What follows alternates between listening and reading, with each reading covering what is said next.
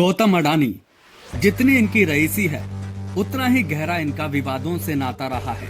कभी Hindenburg report के बाद विवादों में घिर जाते हैं तो कभी हजारों करोड़ों के घोटाले को लेकर विपक्षी दलों के निशाने पर आ जाते हैं। अडानी के साथ विवादों का यह सिलसिला सालों से चल रहा है, लेकिन इस बार गौतम अडानी 7 समंदर पार अमेरिका में घिरते हुए नजर आ रही हैं।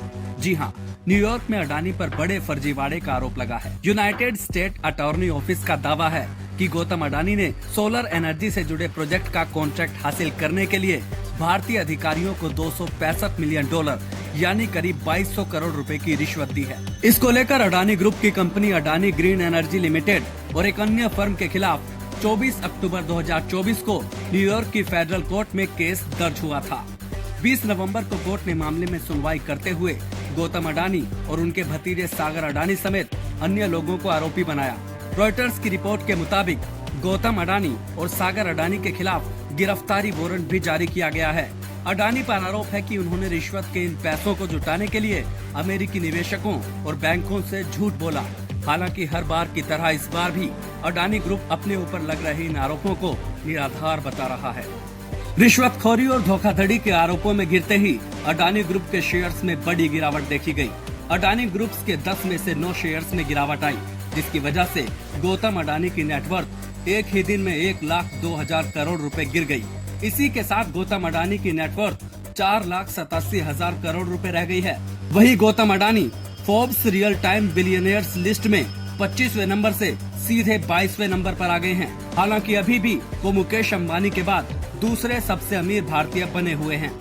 कांग्रेस पार्टी और राहुल गांधी तो वैसे ही गौतम अडानी के मुद्दे पर सरकार के खिलाफ हमलावर रहते हैं, लेकिन जैसे ही ये खबर आई तो कांग्रेस ने अडानी के खिलाफ एक बार फिर मोर्चा खोल दिया। प्रधानमंत्री जी 100% इस व्यक्ति की प्रोटेक्शन कर रहे हैं और इस व्यक्ति ने हिंदुस्तान के एसेट्स लिए हैं, भ्रष्टाचार करके एसेट्स लिए हैं। ये व्यक्ति बीजेपी को पूरा समर्थन करते हैं, पूरा सपोर्ट देते हैं। ये एस्टैब्लिश चीज़ें हैं। हम दोहराते जाएंगे। जेपीसी की मांग हमारी है, बट हम चाहते हैं कि अडानी जी को एकदम अरेस्ट किया जाए। और हम जानते हैं और हम देश को दिखाना चाहते हैं कि अडानी जी की अरेस्ट नहीं होगी, और इसलिए नहीं होगी क्योंकि हिंदुस्तान के प्रधानमंत्री अडानी जी के पीछे खड़े हुए हैं और उनके प्रोटेक्टर हैं। अमेरिका में रिश्वतखोरी और धोखाधड़ी के आरोपों के बाद कांग्रेस ने मामले की जांच जेपीसी यानी ज्वाइंट पार्लियामेंट कमेटी से कराने की मांग की है। कांग्रेस पार्टी केंद्र की मोदी सरकार पर गौतम अडानी को बचाने के आरोप लगाती रही है, लेकिन कांग्रेस के इन आरोपों पर केंद्र सरकार ने कभी कोई एक्शन नहीं लिया। हालांकि इस बार अडानी के लिए खतरे की घंटी अमेरिका से बजी है। अब देखना होगा कि गौतम अडानी खुद को इन आरोपों से कैसे बचाते हैं।